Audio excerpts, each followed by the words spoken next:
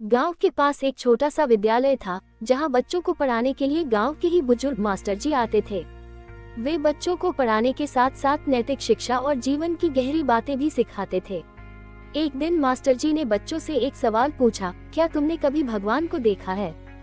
बच्चों में से एक छोटे बच्चे, जिसका नाम रवि था, ने झट से जवाब दिया, नहीं मास्टर जी, भगवान को किसी ने नहीं देखा। हम सिर्फ उनकी पूजा करते हैं। बाकी बच्चों ने भी हाँ में सिर हिलाया। मास्टर जी मुस्कुराए और बोले, तो आज मैं तुम लोगों को एक कहानी सुनाता हूँ। उन्होंने कहानी शुरू की। बहुत समय पहले एक गांव में एक साधु बाबा रहते थे। वे बहुत ही सरल, सच्चे और भगवान में आस्था रखने वाले व्यक्ति थे। हर रोज सुबह वे नदी किनारे जाकर ध्यान लगाते और भगवान का नाम लेते। एक दिन गांव का एक छोटा बच्चा उनके पास गया और पूछा, बाबा, क्या आपने कभी भगवान को देखा है?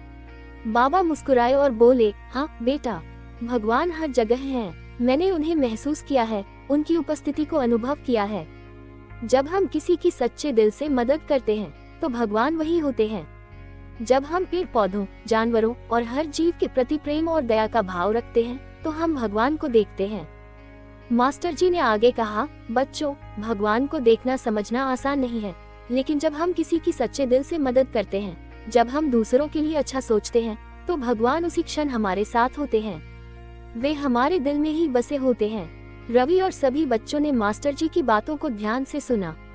उस दिन के बाद से उन्होंने भगवान को अपने कर्मों में देखने का प्रयास किया। यही कहानी हमें सिखाती है कि भगवान को केवल मंदिर में या तस्वीरों में ही नहीं, बल्कि अच्छे कर्मों और सच्चे दिल में महसूस किया जा सकता है।